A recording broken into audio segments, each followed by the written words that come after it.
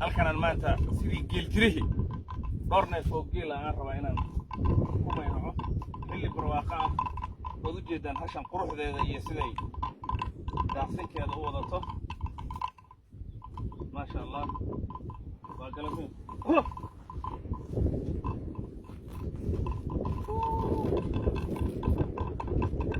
barleh baa la yidhahdaa hashan barleh